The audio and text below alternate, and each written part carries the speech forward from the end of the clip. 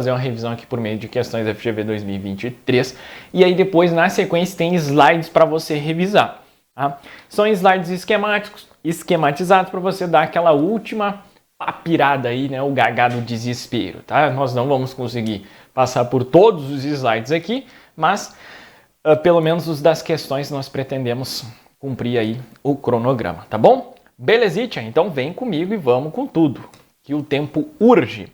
A primeira questãozinha aí foi a última prova, tá? Da FGV antes da sua. Então, a lema, foram só 2 questõezinhas, tá? De acordo com a 4.320, as receitas podem ser classificadas... Olha aí, pessoal, correntes de capital. Se cair isso aí, pelo amor de Deus, né? Para APO, cara, para você ver que tem questões muito simples, né? Então, vamos lá, pessoal, só se lembrar do Tricopais, né? Tricopais Transol, na parte de correntes, e as de capital opera ali Amor Transol, tá? Então, é isso aí, ó. Patrimonial e alienação de bens, o gabarito, portanto, opção D. Saber essa classificação e outra, né? Segunda 4.320. Sempre é bacana você não ficar restrito somente ao que está no MCASP. Segunda questãozinha que cobraram na prova foi o seguinte: a comparabilidade, de acordo com o MCASP, a questão de estrutura conceitual sempre presente. Veja, 2 questões, uma foi de estrutura conceitual. Cara, é questão certa na prova, tá? Características qualitativas é um dos tópicos mais importantes, inclusive. Em relação às características qualitativas, sinale a afirmativa correta. A representação fidedigna e qualidade de informação previsa. Compreendo o seu significado. Isso aqui é compreensibilidade, né? A comparabilidade é semelhanças e diferenças. Então, o gabarito está aqui na opção B. Tempestividade influencia significativamente o cumprimento dos objetivos da elaboração e da divulgação da informação contábil. Não, né? Não é a tempestividade. Relevância e a qualidade que aprimora a sua utilidade. O que ele fez? Ele trocou, tá, galerinha? Lá na parte tem um esqueminha com as características. Aí é interessante você saber. A característica é a descrição. Por quê? Porque o examinador pega essa característica e joga a descrição da outra. Foi o que ele fez aqui, tá? Tá bom? Então é isso aí, ele foi fazendo essa salada mista aí, isso é bem recorrente. Então dá uma revisadinha lá, nós temos, né, os slides para revisão. Salvo engano tá lá, tá? Mas se não tiver lá, o que você faz? Dá uma olhadinha aí no PDF, né, no nosso resumo, enfim. Revisa isso, tá? O que você precisa saber? Relevância, né? Aquela informação, né, capaz de fazer a diferença, aquela informação que vai conseguir atingir, né, o objetivo de fornecer informações úteis para fins de prestação de contas, responsabilização e accountability. E o que é essa informação, né, que é relevante? É aquela que tem valor confirmatório, valor preditivo ou ambos, tá? Beleza? Aí depois, representação fidedigna, lembra lá, retrato completo, neutro, livre de erros, tempestividade, informação disponível a tempo, né? Comparabilidade, semelhanças e diferenças, compreensibilidade, clareza, concisão, torna a informação compreensível. Então, basicamente, saber isso, praticamente já revisei com você aqui. Vamos agora à prova, algumas questões, né, não todas, da CGM Rio. As entidades do setor público possuem características que as diferem das demais entidades. Uma dessas diferenças está nos objetivos de elaboração das demonstrações contábeis, que tem foco no fornecimento de informações úteis, tendo em vista o processo de prestação de contas e responsabilização. A elaboração de tais demonstrações, de acordo com as normas definidas no MCASP, é facultativa para quem, galerinha?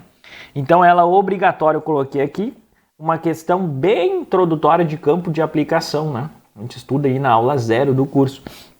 Então, é obrigatória para tudão, praticamente, né? Todos os entes federados, União, Distrito Federal, municípios, né?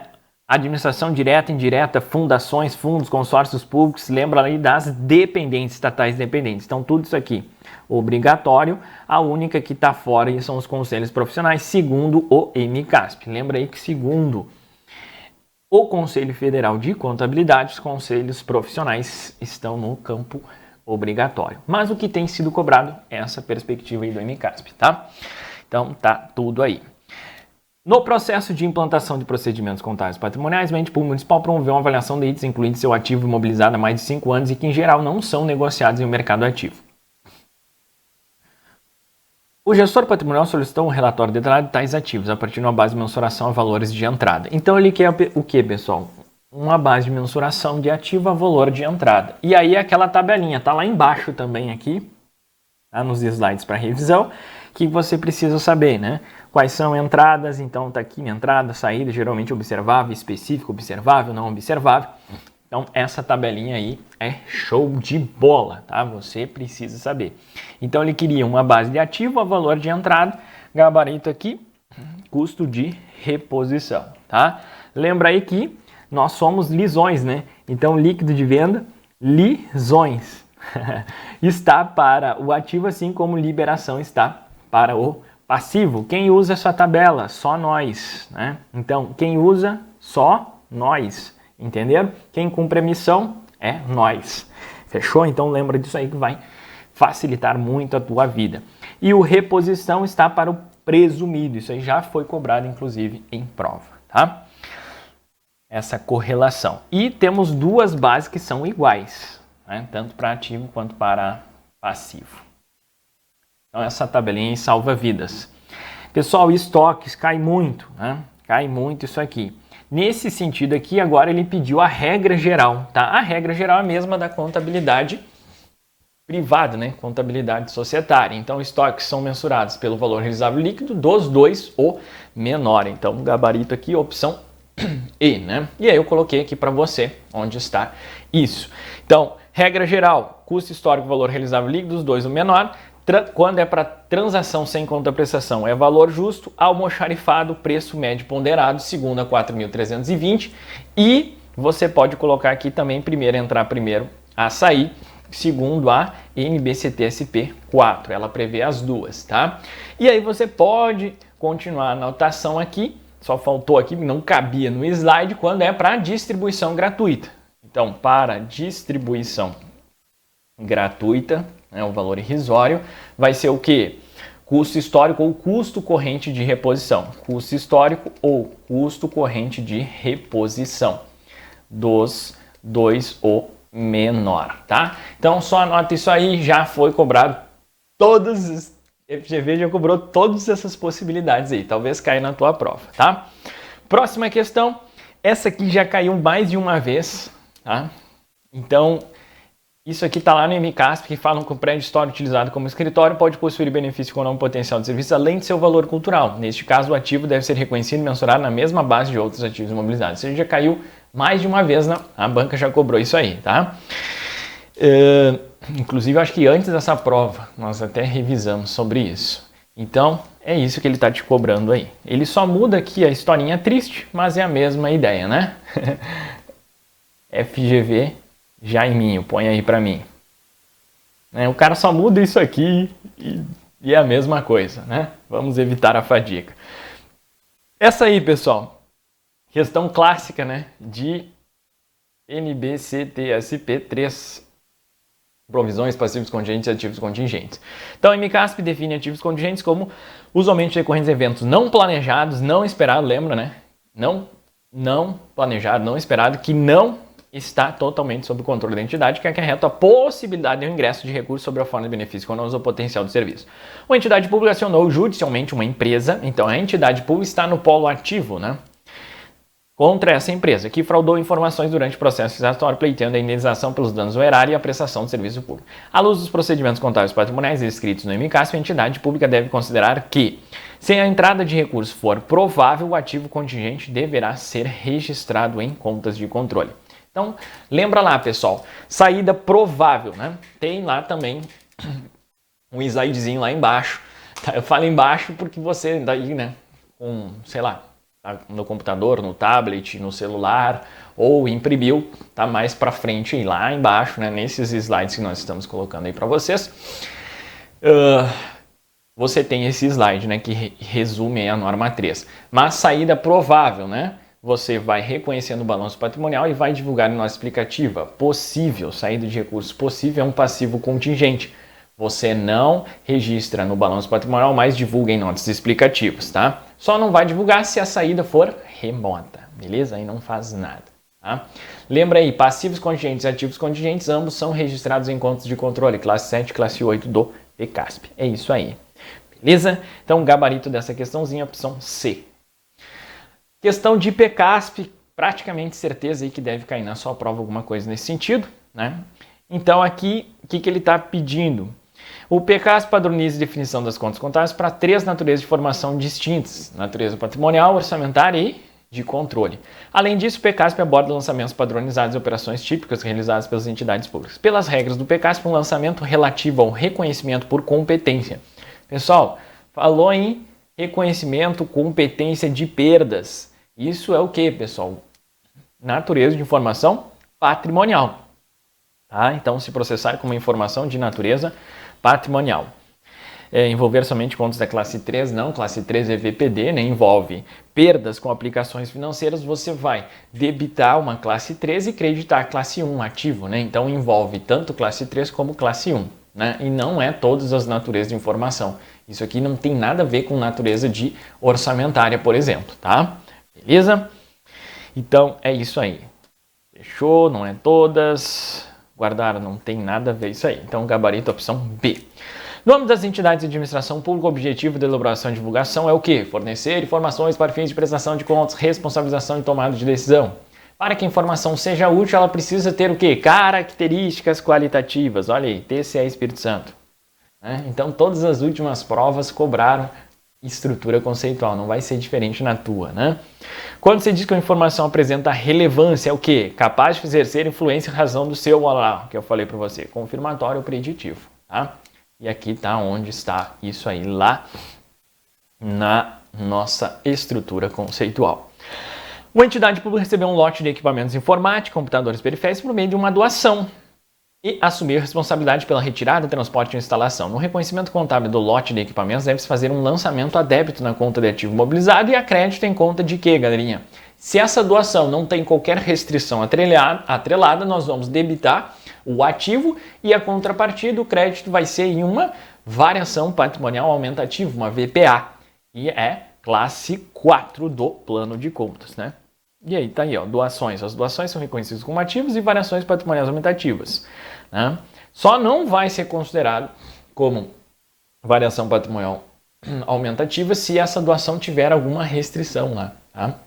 E aí vai para o passivo. Quando o poder público conseguir cumprir aquela restrição, aí sim vai ser reconhecido a VPA, tá? Doação, pessoal, exemplo de transação sem contraprestação. Então, qual que seria o valor aí? O valor justo, tá? Do bem doado. Tá bom? Beleza. É um exemplo de transação sem contraprestação. No contexto da convergência às normas internacionais de contabilidade aplicadas ao setor público, o MCASP dispõe sobre orientações para o reconhecimento de elementos patrimoniais de resultado com reflexo nas demonstrações contábeis. Conforme tais orientações, em consonância com a natureza da informação patrimonial, uma despesa, quando que eu reconheço uma despesa? Uma variação patrimonial diminutiva, no momento do fato gerador. Esse fato gerador independe, né, de recebimento ou de pagamento, tá bom? Então, tá aqui, ó, no MCASP, sair da frente aqui para a gente ler as VPAs e as VPDs, registros de transações que aumentam ou diminuem o IPL, né, o patrimônio líquido, devendo ser reconhecidos período se refere segundo seu fato gerador, sejam elas dependentes ou independentes da execução orçamentária. Então, aqui nós temos o regime patrimonial contábil, né? Regime de competência, princípio de competência. Então, gabarito aqui, opção A. Com o objetivo principal de fornecer subsídios à gestão pública, muitos governos produzem 2 tipos de informações: estatística de finanças públicas e demonstrações contábeis.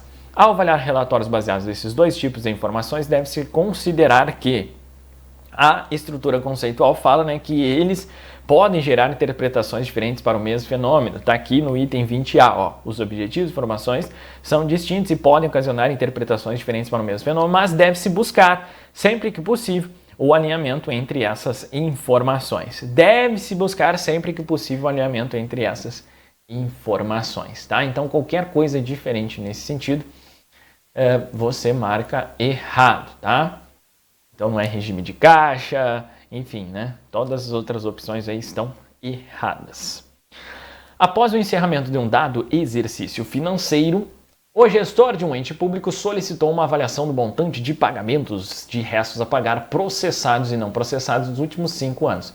Para atender essa solicitação, o servidor deve buscar tais informações. Pessoal, falou em restos a pagar, quadro principal do balanço financeiro, nós temos os ingressos extra-orçamentários, os RPs inscritos, e nos dispêndios, nos pagamentos extra-orçamentários, os RPs pagos, tá? Então, falou restos a pagar, lembra aí do balanço financeiro. Ocorre que lá no balanço orçamentário nós temos quadros, né, dos quadros anexos de restos a pagar processados e restos a pagar não processados. Nós entramos com recurso nessa questão, mas a banca manteve o gabarito, pelo que eu lembro, né? Então, balanço financeiro.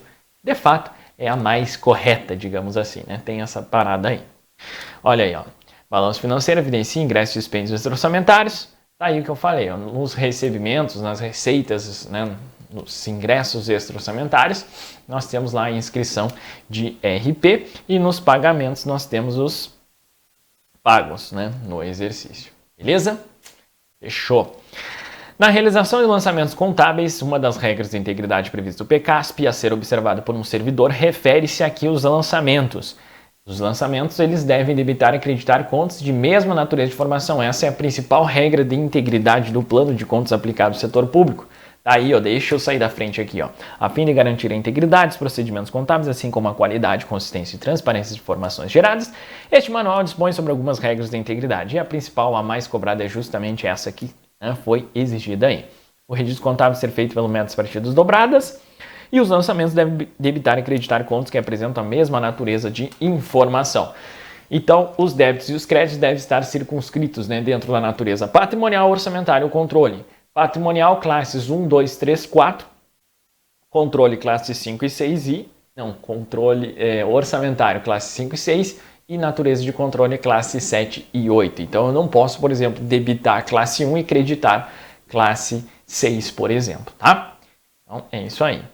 Mais uma, ao proceder o registro contábil de uma perda por redução do valor recuperável de itens registrados como ativo imobilizado, um profissional contábil deve realizar o lançamento a débito em conta de... Ó, perda. De novo, galerinha, sendo cobrado isso aí.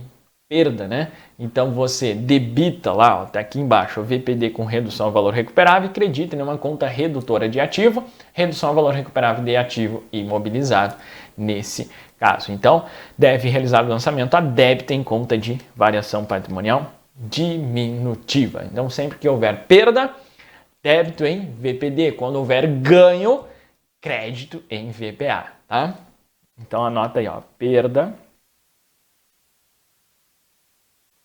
débito em VPD.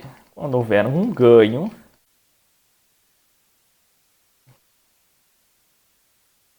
crédito em VPA. Bacana demais! Tamo junto? Beleza! Embora haja uma definição legal de que o exercício financeiro coincida com o calendário civil, onde está isso? Lá no artigo, acho que 34, né? Da Lei 4.320 de 64. O mecanismo previsto do ciclo de execução orçamentária refere-se à inscrição de despesas em restos a pagar para o exercício seguinte. Um requisito para que uma despesa seja inscrita em resto a pagar é que tenha sido empenhado. Considera as restos a pagar as despesas empenhadas, mas não pagas até o dia 31 de dezembro, distinguindo-se as processadas que passaram pelo empenho e liquidação, só falta o pagamento, das não processadas que apenas houve o empenho, não liquidei e, consequentemente, não paguei, né? Então, gabarito aqui, ficamos com a opção A. Beleza? Ao considerar a estruturação de um sistema de controle de custos em uma entidade pública prestadora de serviços à luz das normas de referência, gastos como energia elétrica, depreciação, aluguel, internet e salários incorridos ao longo do exercício devem ser considerados. Aqui ele trouxe classificações de custos, é uma questão sobre custos no setor público, né? Mas especificamente o que está lá na 16.11. Né, que nos retorna o custo operacional, é o que ocorre durante o ciclo de produção dos bens e serviços e outros objetos de custos, como, né, exemplos, energia elétrica, salários, entre outros. Né? E aqui tá energia elétrica, salários, e aí o examinador colocou depreciação, aluguel, internet como sendo operacional aí. Beleza? Então é isso aí. As entidades públicas necessitam de informações contábeis que auxiliem os gestores na tomada de decisões que envolvam a diversidade de aplicações de recursos públicos. Uma parte dos recursos aplicados se converte em despesa de imediato e outra parte colabora para a formação e manutenção do patrimônio público. No que tange aos ativos imobilizados e outros ativos que integram o patrimônio público, é correto afirmar que, com a convergência, a capacidade de gerar fluxo de caixa ganhou hegemonia. E aí, pessoal? Não, o poder público, a principal razão, está até aqui embaixo, né? Deixa eu sair daqui. De se manter ativos imobilizados e outros ativos é voltada para o potencial de serviços desses ativos e não para a sua capacidade de gerar fluxos de caixa, não é mesmo? Então o foco da sua manutenção está aqui, né? Gabarito opção B, o potencial de serviço desses ativos. Próxima, na perspectiva de convergência aos padrões internacionais de contabilidade, o MICASP traz aprimoramentos na estrutura de apresentação das demonstrações contábeis. Em se tratando do balanço financeiro, a sua estrutura permite, pessoal, falou balanço financeiro, outra palavrinha-chave é essa questão da, deixa eu sair aqui que eu estou bem na frente, da destinação, tá? Então, as receitas e despesas orçamentárias são segregadas quanto à destinação em ordinários e vinculados. Devem ser detalhadas, no mínimo, vinculações para educação, para a saúde, previdência social, regime próprio e regime geral de previdência social e assistência social. Tá? Olha aí, pessoal, questãozinha caindo de maduro. Ó. Educação, B, saúde, C, previdência social, D, assistência social. Tá?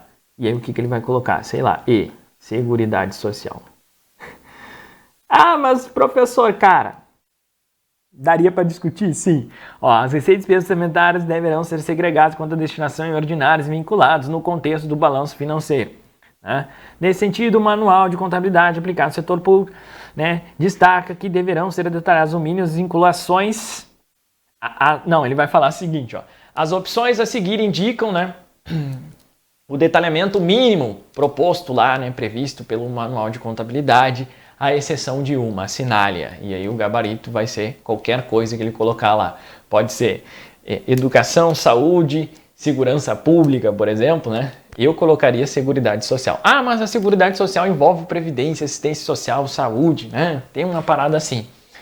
Sim, mas, cara, não tá aqui, tá? E você vai marcar seguridade social. Beleza? Ou transporte, enfim, o que ele colocar. Fechou? Essa questãozinha aí tá caindo de maduro. Se cair isso aí, pelo amor de Deus, né? Manda uma estátua aí pro professor. Às vezes a gente dá uma mitada, né? Então aqui, galerinha, segregar receita e despesas quanto à destinação ordinárias em vinculados. Vamos lá. O MICASP dispõe sobre algumas regras a fim de garantir a integridade. De novo, né? Daquela questão, né, do PCASP. Olha aí, pessoal, como as questões se repetem, né? FGV Jaiminho. Ah, mas já cobraram, cara, já tinham cobrado. Essa prova veio antes da outra que nós vimos lá. Então, os totais lançados a débito e crédito, contas de mesma natureza de informação, devem apresentar valores iguais. Método das partidas aplicável somente para lançamentos, não, é para tudão, né? Não deve envolver contas, deve justamente envolver contas de mesma natureza, né?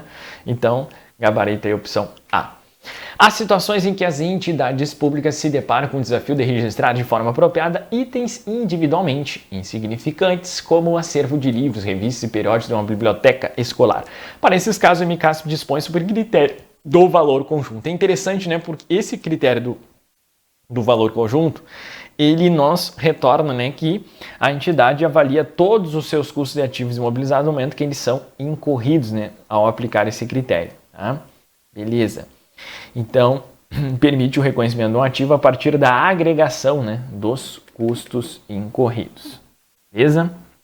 E tem um julgamento em relação ao reconhecimento de circunstâncias específicos. Esses custos incluem, inicialmente, para adquirir e construir o item do ativo imobilizado, os custos incorridos posteriormente para renová-lo, substituir suas partes. Né? O exemplo clássico aqui são os livros, né, de biblioteca. Então, livro sozinho, né, mas quando eu junto todos eles, aí rola, né, a agregação de todos os custos incorridos, né, nesse caso de todos os livros, por exemplo. Tá? Então, bem interessante essa perspectiva aí. A entidade pública deseja apurar os custos individuais de serviços que presta para avaliar a necessidade de ajuste do processo de gestão desses serviços. Porém, a entidade se depara com diversos custos indiretos, exemplo do aluguel do imóvel usado para prestar o serviço. Se a entidade adotar um método de custeio por absorção, custos dessa natureza podem ser alocados a partir da definição. Pessoal, falou em custos indiretos, você vai sempre lembrar, né, de critérios de rateio ou direcionadores de custos, tá? Então, custo direto é o custo que não pode ser identificado, diretamente ao objeto do custo, e aí a sua apropriação ocorre por meio de base de rateio ou direcionadores de custos. Tá? Base de rateio ou direcionadores de custos, gabarito C. LRF aborda tópicos que têm relevância crucial para o equilíbrio das contas públicas. A dívida pública constitui um desses tópicos que são objeto de conceituações e imposição de vedações. Para fins de controle e acompanhamento da dívida pública, um ente público deve considerar que a prerrogativa de financiamento da dívida pública exclusiva da União, não é exclusiva da União, enfim, né? O que ele cobrou aqui, pessoal? O artigo 30, né? Parágrafo 7, que fala o seguinte: os precatórios judiciais não pagos durante a execução do orçamento em que houverem sido incluídos integram a dívida consolidada para fins de aplicação dos limites. Tá? Então, para fins de aplicação dos limites, há casos em que precatórios judiciais podem integrar a dívida consolidada. Quando? Qual é essa possibilidade? Quando eles não forem pagos durante a execução do orçamento em que houverem sido incluídos. Tá? Beleza. Depois ali, pessoal, limite máximo de dívida consolidada não é definido na LDO, né? Isso aí é definida em normativo, né, próprio. Relatório de execução orçamentária apresenta bimestralmente a apuração da dívida consolidada. Não, né? Limite, dívida, né? Isso aí é no relatório de gestão fiscal. Operação de crédito de prazo inferior a 12 meses, cujas receitas não tenham constado do orçamento são... Lembra lá? Cara, né, não pode ser considerado como dívida pública? É dívida pública sim, né? Beleza? Na verdade, eu estou falando inferior, é superior a 12 meses, cujas receitas tenham constado do orçamento, né? São considerados dívidas flutuantes. Enfim, tem lá essa perspectiva. Então aqui, gabarito, portanto, opção E. O analista contábil estava desempenhando uma atividade de análise e conferência do relatório resumido de execução orçamentária de um ente estadual. Essa questão foi bem difícil, tá? Mas olha que interessante. Por quê? Porque ela foi retirada do Manual de Demonstrativos Fiscais. Infelizmente, né? Mas a resposta, como que estava na LRF, você acertava. Ó. Acompanharão o relatório resumido demonstrativo relativo à apuração da receita corrente líquida, na forma definida em inciso 4 do artigo 2º, sua evolução, assim como a previsão de seu desempenho até o final do exercício. Né? Então, uma das inconsistências nesse caso seria a ausência dessa informação da previsão de desempenho, né, no exercício. Beleza? As outras opções, pessoal, era bem difícil, né, detalhes lá do MDF, mas o que salvou a pátria foi a opção B. O ativo é um item com potencial de serviço ou com a capacidade de gerar benefícios econômicos controlado pela entidade, o resultado do evento passado. Os benefícios econômicos correspondem às entradas de caixa ou às reduções e saídas de caixa. As entradas de caixa ou as reduções das saídas de caixa podem derivar do que? Está lá no item 5.10. Né? As entradas de caixa podem derivar, por exemplo, da utilização do ativo na produção e na venda de serviço, da troca direta do ativo por caixa ou por outros recursos. E aqui o examinador usou SA. Né? Podendo constar na sua prova o B agora. Beleza? Então, mais uma aí. Agora a gente já está na outra prova, né? Agora que eu vi aqui, a Genersa. Sob passivo, a entidade do setor público assinale a afirmativa correta. Deve ocorrer por força de lei. E aí, pessoal? Um passivo deve envolver uma saída de recurso de entidade e ser liquidado ou extinto. A obrigação pode ser liquidada ou extinta sem a saída de recurso de entidade não é um passivo. Então, lembra aí, pessoal, um passivo no setor público deve envolver uma saída de recursos para ser liquidado ou extinto. Tá? Deve ocorrer por força de lei. Lembra aí que a obrigação pode ser formalizada, né? Legalmente prevista, normativamente prevista, né? Formalizada ou não formalizada, que é uma obrigação presumida. Então, não necessariamente deve ocorrer por força de lei. Deve ter como origem um evento futuro? Não, passivo é uma obrigação presente, né? Deve ter seu valor ajustado a valor presente? Não necessariamente, né? Só alguns, né? Longo prazo ou curto prazo, quando o efeito for relevante. Então, não é todos que devem ter seu valor ajustado ao valor presente. Deve ter como contrapartida um aumento do ativo? Não necessariamente. Né? Eu posso trocar um passivo por outro, por exemplo. Né? Deve envolver uma saída de recursos para ser liquidado ou extinto. Aí sim. Bom, se essa questão fosse de contabilidade geral, a opção E também estava errada, né? Porque lá na estrutura conceitual do setor privado, não fala nem deve envolver uma saída de recursos.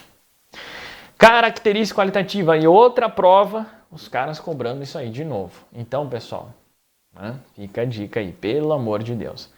O que agora ele quer? A relevância, né? Informações financeiras não financeiras são relevantes caso seja capaz de influenciar significativamente o cumprimento dos objetivos da elaboração. Então agora o Jaiminho usou o quê? Essa partezinha aqui. Na outra prova ele usou qual? Essa partezinha aqui. Né? Então é isso. A compreensibilidade é mais uma questão. A qualidade da informação permite o quê? Compreenda o seu significado. Alguns fenômenos econômicos são complexos e difíceis de serem apresentados. Frente a essa complexidade, o que acontece? Elas devem ser incluídas em demonstrações contábeis. Por quê? Porque os usuários podem utilizar a ajuda de assistente para auxiliá-los em sua compreensão necessária. Então isso aqui foi inspirado, ela foi retirada desse item 3.18 aí da norma. Até destaquei para você. Alguns usuários podem precisar de ajuda assistente para auxiliá-los em sua compreensão. Beleza? Então, mais uma. Em relação às despesas de exercícios anteriores, analise as afirmativas a seguir. Despesas que não foram processadas na época própria, como aqueles cujo empenho tenha sido considerado insubsistente e anulado no encerramento do exercício, corresponde, mas que, dentro do prazo estabelecido, o acreedor cumpriu sua obrigação. Ah, tá. Em relação... Eu não estava entendendo, né? Ele quer saber aqui em relação às despesas de exercícios anteriores, né? Para fim de identificação, considere-se que afirma sim, né? Então, esse primeiro caso aí é um caso que configura, né, a utilização da rubrica despesas de exercícios anteriores. Segunda, resta pagar com prescrição interrompida também, né? É uma situação, aquele que a despesa de prescrição, como RP, tenha sido cancelado, mas ainda vigente o direito do credor. E, por fim, o terceiro item, compromissos reconhecidos antes do encerramento do exercício são aqueles cuja obrigação de pagamento foi criada em virtude da lei e reconhecido o direito do reclamante antes do encerramento. Então, tá errado justamente aí, já até destaquei para facilitar a nossa vida aqui, essa palavrinha aí, tá? Não é antes, é o contrário, né? Beleza? Então, ficamos aqui com 1 e 2. Show de bola. Mais uma entidade do setor público produz cartilhas educativas. Agora, mais uma vez, pessoal, sobre estoques, né? Outra questão sobre estoques. No processo produtivo de 1000 cartilhas, por um erro da impressão, foram desperdiçadas 200 folhas de papel. Então, ele quer saber onde que vai ficar contabilizado, né, o desperdício, né, desse material. Isso aí vai ser registrado como despesa, né, como variação patrimonial diminutiva. Ainda após a concluída impressão, as cartilhas foram armazenadas em um local alugado para essa finalidade. Então, despesas com armazenagem, olha, ó, gastos com armazenagem, não são incluídos no custo, são reconhecidos como despesa, como variação patrimonial diminutiva. Tá bom? Então, nesse caso, ficamos com despesa e despesa. Tanto o armazenamento quanto essa perda, né, são despesas.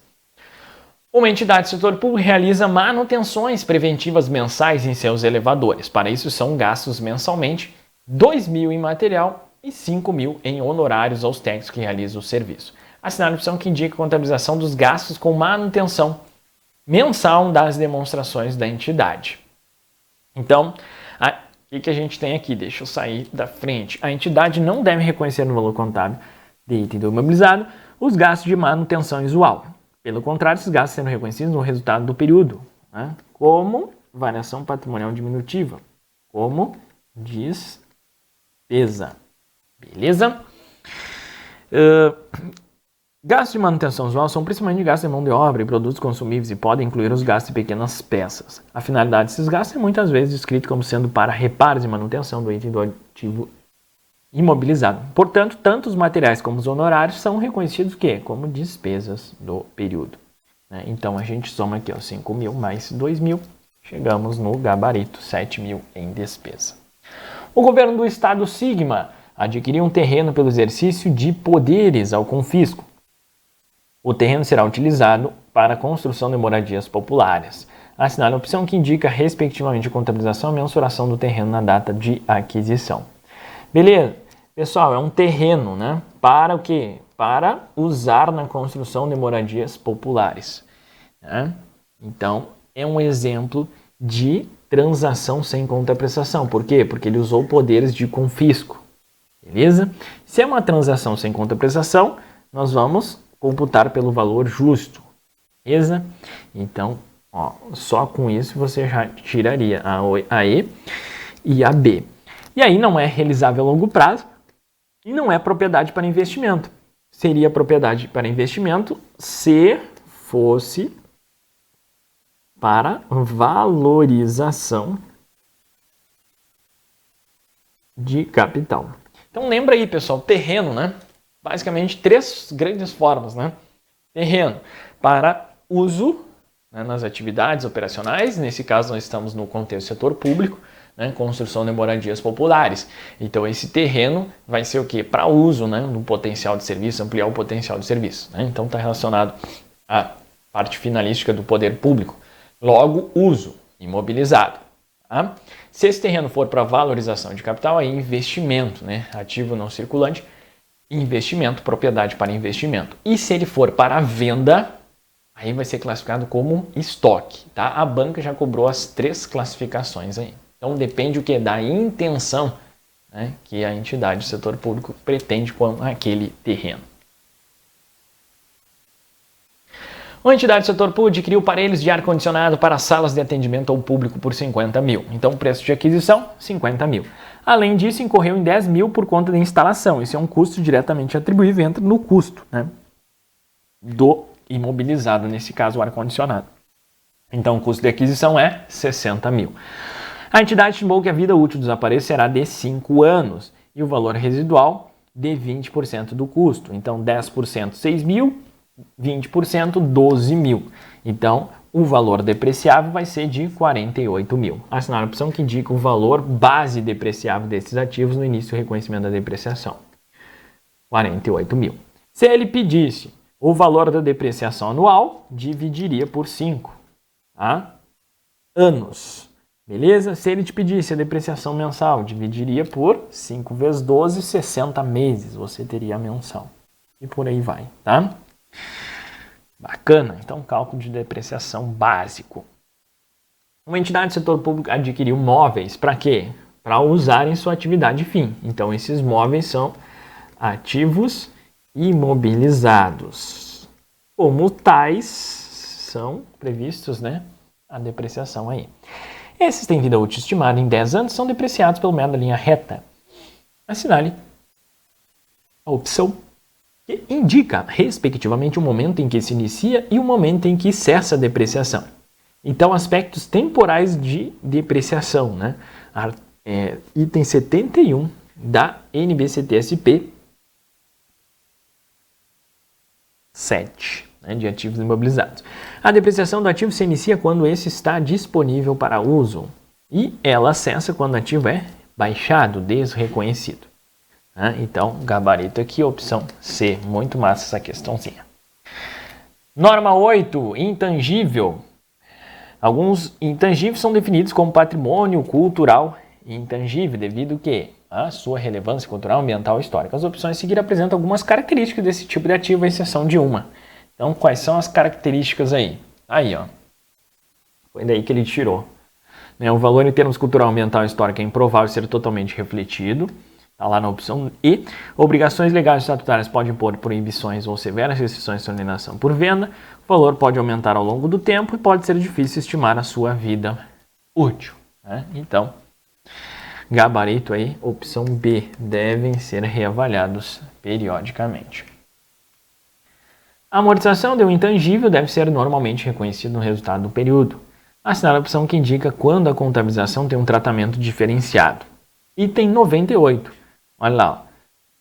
No entanto, por vezes, os benefícios econômicos futuros ou potencial de serviços incorporados no ativo são absorvidos para a produção de outros ativos. Nesses casos, o encargo de amortização deve fazer parte do custo de outro ativo, devendo ser incluído no seu valor contábil. Tá? Isso aqui vale também, pessoal, para depreciação. Tá? Então, se tivesse lá depreciação de um ativo imobilizado, deve ser normalmente reconhecido no estado do período. Então, a mesma ideia, tá? A mesma essência. Show?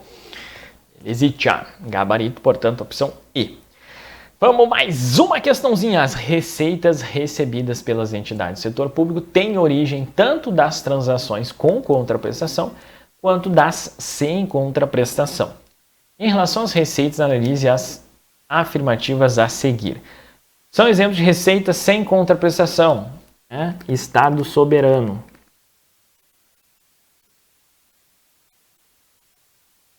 Então, aplicando multa, recebendo tributo, né? E perdão, né? Perdão de dívidas, quem faz isso? O Estado soberano, beleza? Prestação de serviço, receita de transação com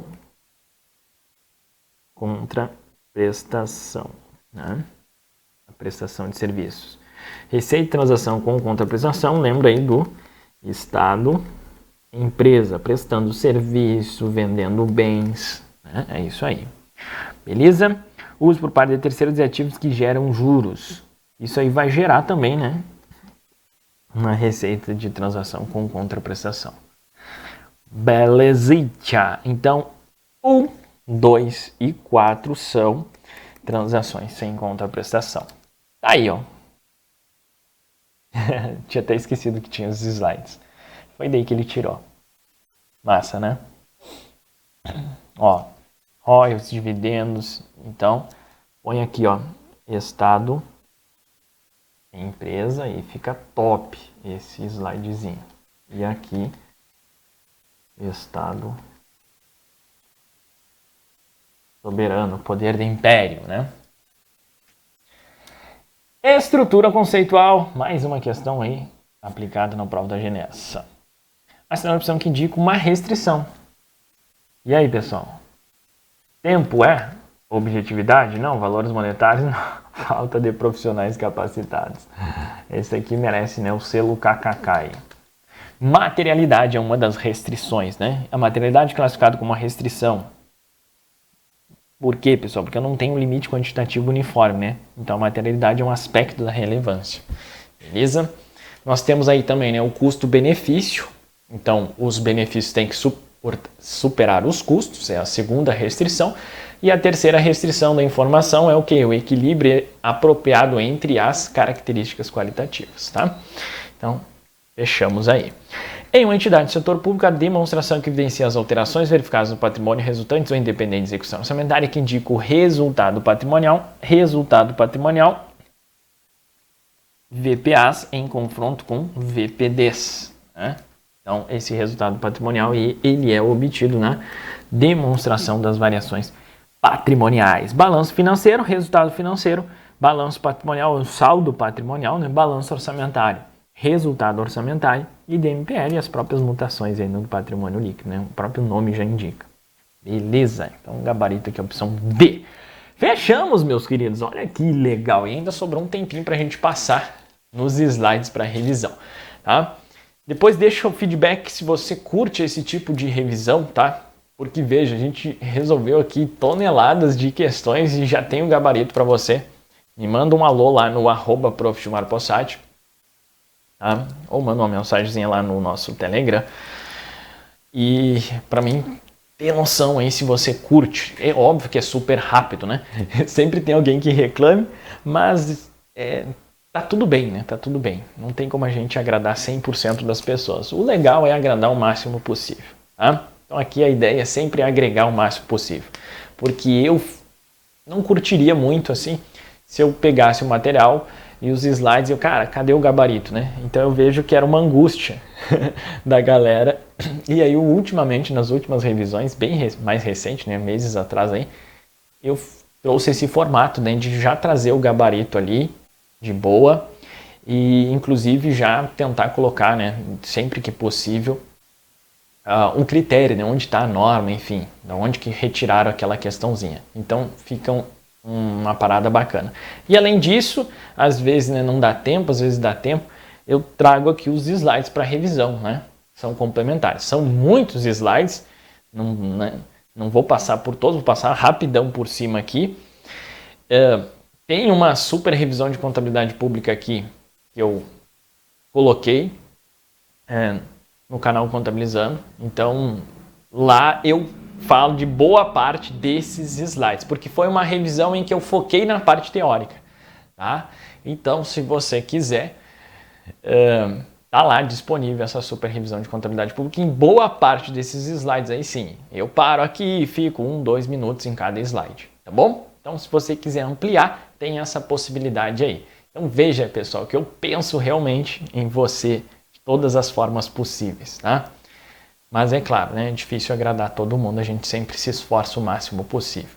Tá bom, galerinha?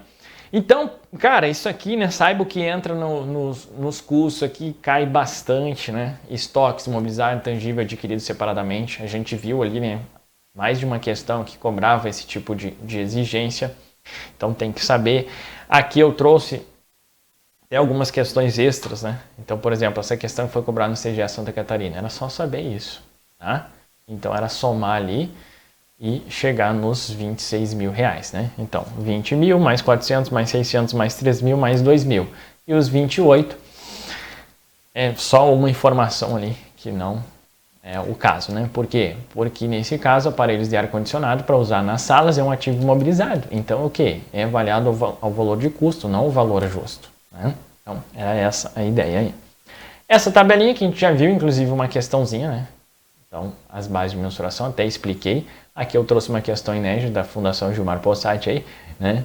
Para você ver, o gabarito tá ali, né? Opção B.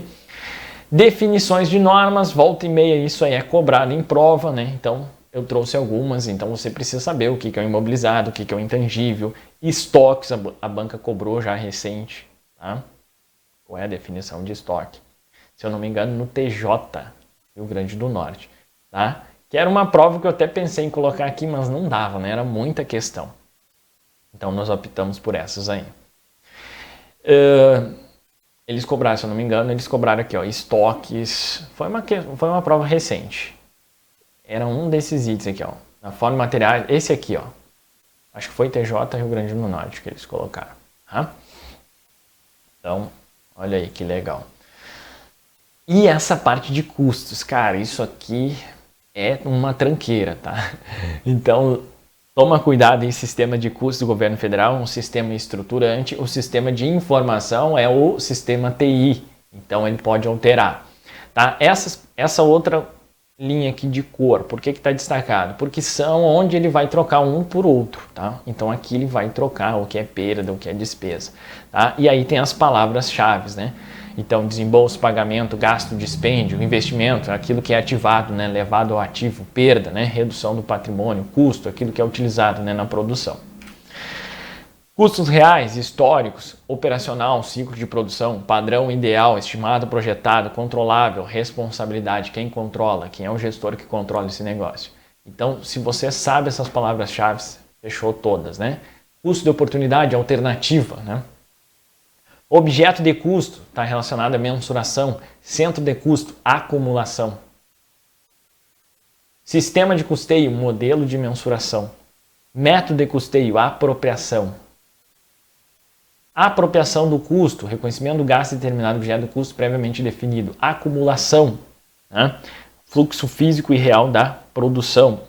Forma como eles são acumulados, né? Beleza?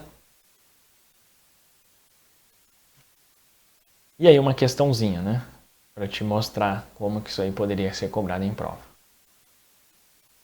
Então ele vai colocar o que é operacional é o custo ideal. Ideal é o quê? Padrão, entendeu? Então é isso. Reconhecimento de VPAs e VPDs. Então lembra aí sempre no momento fato gerador. VPA tributária no lançamento da receita orçamentária. Fato gerador da VPD, regra geral na liquidação. Beleza? Mas pode ser antes da liquidação, geralmente eles cobram o 13º salário, né, férias. E VPD após a liquidação, 2 casos críticos, suprimento de fundos, que é na prestação de contas. Então, no momento da concessão de suprimento de fundos, empenha, liquida, paga. Tá? E aí, na prestação de contas, ou seja, após a liquidação, é que surge o fato gerador aí. Tá? Uso de material de consumo, uso de material de expediente, na distribuição de livros, já foi cobrado em prova, então também é uma após a liquidação. Tá? Regra geral na liquidação da despesa orçamentária corrente, né? Por quê, pessoal? Porque na liquidação da despesa de capital, a regra geral é não efetiva. O que é não efetiva? Não gera VPD, não impacta a situação líquida. Então, vamos colocar aí um investimento, aquisição de um imóvel novinho. O que vai rolar? Aquisição do imóvel à vista. Sai caixa, diminui o caixa e aumenta o imóvel. Então, é uma variação qualitativa. Então, liquidação da despesa corrente. Aqui, transação sem com contraprestação. Sem contraprestação, Estado soberano. Com contraprestação, Estado empresa, né? Então, a gente viu aí uma questãozinha nesse sentido. Aqui fazendo um paralelo com o AFO, né? Receitas originárias, receitas derivadas, aquela classificação doutrinária lá. Outra questãozinha inédita aí, 2 e 3 apenas. Provisões, provável, possível, remoto, isso aqui é bem batido. Lembra aí, né? De reconhecimento, da reversão, como que é os lançamentos, e a gente estudou, né, questõezinhas que ela cobrou exatamente isso aqui, né, de ativos contingentes lá. Plano de contas, a regra de integridade, débitos e créditos dentro da mesma natureza, são 3 naturezas, patrimonial, orçamentário e controle. Tem que saber o nome das classes, então você precisa saber que 3 é VPD, tá? Lembra aí que ativo, as classes ímpares 1, 3, 5 e 7 são naturezas devedoras. Então lembra que o 1 ativo é devedor, você vai lembrar que 7 é controles devedores. Diminutivo, D, né? De devedor, despesa, devedor, VPD, 3. Tá? Então são dicas aí. Demonstrações contábeis, lembra aí que o balanço financeiro não é previsto nas normas internacionais, somente essas 4 aqui, balanço orçamentário, financeiro, patrimonial e DVP, são previstas na 4.320. E o MCASP destaca todas, né? Olha aí.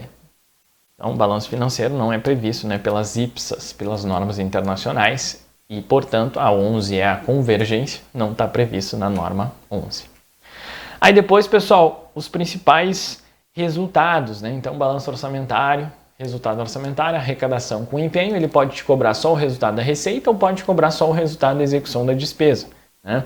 Já o financeiro tem 2 formas de calcular: total de ingressos em confronto com dispêndios ou confrontar saldos. A banca já colocou recentemente uma questão que ele colocava os 2 saldos. Quando ele colocar os 2 saldos, é só você fazer uma operação de subtração e chegar no gabarito.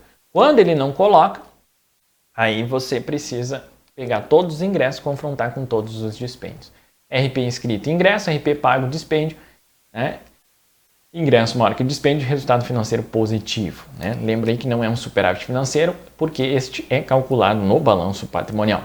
E ele é estruturado no PCASP, classes 1, 2, 3, 4, 5 e 6. E aqui a forma, né, que você lê, né? Então eu tenho saldo do exercício anterior, mais ingressos, menos dispêndios, eu chego no saldo do exercício posterior, tá? Inclusive você pode saldo mais ingressos, menos dispêndios, é igual ao saldo que passa para o exercício seguinte, tá? Então tem uma questão, tá? A FGV ainda acho que não cobrou dessa forma, que o examinador te dá algumas informações e pede, sei lá, os dispêndios, pede um ingresso, pede um saldo. Então você coloca tudo na equação e o que ele está pedindo você põe em X. Então, né, o total do saldo do exercício seguinte mais o total de ingressos menos X é igual ao total dos saldos. Aí tu isola o X e ele vai te perguntar. Considerando esses dados, o total de dispêndios foi. Entendeu? É uma questão bem interessante. Balanço patrimonial, saldo patrimonial. Lembra aí que nós temos 2 estruturas, 4.320 e a estrutura das normas. Aspectos orçamentários, financeiro e permanente. Financeiro independe, permanente depende. Né? Estruturas das normas. Dos aspectos patrimonial, circulante, não circulante. DVP, resultado patrimonial, confronto de VPAs e VPDs. Né? Classes 3 e 4, resultado patrimonial no indicador de desempenho, norma 11, forma de apresentação das VPDs, natureza ou função, e o PCASP, né? Vai ser conforme a natureza. Aqui na DFC, galerinha, é saber esse slidezinho aí, então dá uma lida, quais são as atividades operacionais de investimento, de financiamento, né, juros e dividendos e os métodos. Praticamente com esse slide você resolve 90% das questões de DFC exigidas pela FGV. Basicamente saber a classificação. Então se ele te perguntar onde fica o imposto, receita corrente lá, atividade operacional. Né? Toma cuidado com os empréstimos concedidos em investimento e obtido, né, captado, é financiamento. Olha aí, então é mais ou menos essa ideia aí que ele vai te colocar na prova, tá? Ele vai te dar 3 exemplos e pedir lá uns fluxos. Ou colocar números, aí você calcula. Parte de consolidação, isso aqui, galera costuma errar, é chatinho. Então os níveis da conta, o quinto nível, né, que é o subtítulo, que a gente faz a consolidação. Lembra que nós temos duas consolidações, a nacional inclui um, ambas sempre vai incluir um, né? Porque são saldos que não são excluídos lá. Né? Então, inclui um e exclui tudão. E a consolidação do ente inclui 1, 3, 4 e 5 e exclui só o 2, tá? Então aí, ó, uma exigência nesse sentido. E aqui, pessoal, o relatório resumido de execução orçamentária e RGF, saiba esses dois slides. Esse aqui, né, do relatório resumido e esse do RGF.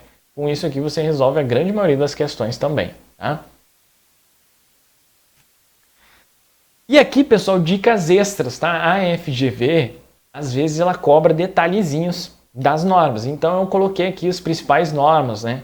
Quando é propriedade para investimento, é saber os exemplos de propriedade, né? O que não é propriedade, né? Aqui, uma questãozinha que foi cobrada na CGU, exatamente, era basicamente saber isso, o que é propriedade e o que não é. E aí ela colocou valores, somava e fechou.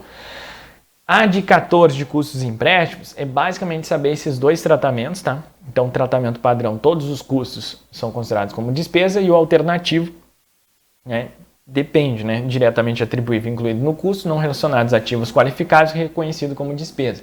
Então, a grande sacada aqui é você saber o que é um ativo qualificável, aquilo que demora mais tempo para ficar pronto, tá? É isso aí. Então, no padrão, tudo é despesa. No alternativo, se é relacionado a ativo qualificável, você vai incluir no custo, senão você vai incluir como despesa. Se você souber isso aí, cara, resolve a questãozinha que eles te cobrarem aí. Tá? E aqui até coloquei algumas definições. Ou é isso ou é aquilo lá.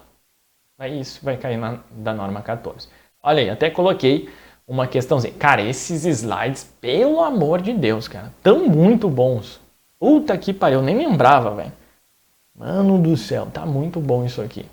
Né? Quem quiser me mandar um Pix, me manda lá um @profmarpossati, que eu coloco a chave aí para você, tá? Vamos pagar o chopp aí do professor. Não ficar só naquela, ai professor, vou pagar um chopp. Nunca ninguém me pagou um chopp.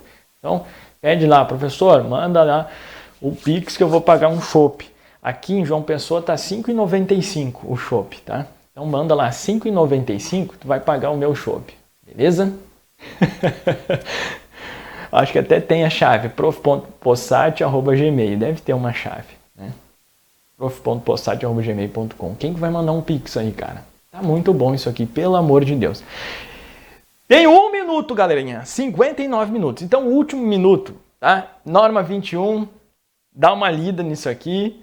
Tem aí como que já foi cobrado. Basicamente, ele te cobrou, né, o que era fusão. Partes relacionadas, se você souber o que é, o que não é, tá de boa também. Coloquei uma questãozinha. Ela cobrou. 23, saber essas definições, o que, especialmente essa parte que é retrospectiva, não é retrospectiva. Evento subsequente, o que é evento subsequente? Cara, ler esses slides você vai ser feliz. Olha, tem até a dica aí, o que origina ajuste e o que não origina ajuste, tá? E coloquei uma questãozinha, não tinha da FGV, eu coloquei da FCC nesse caso, tá? Até tinha da FGV, olha ali, ó. Então, uma questão interessante, eu coloquei aqui e coloquei mais uma que foi cobrada aí também pela FGV. E para fechar, dentro do nosso tempo, não é inteligência, não é sorte, não é destino, as nossas conquistas são frutos de muito esforço e determinação, este que vos fala aqui.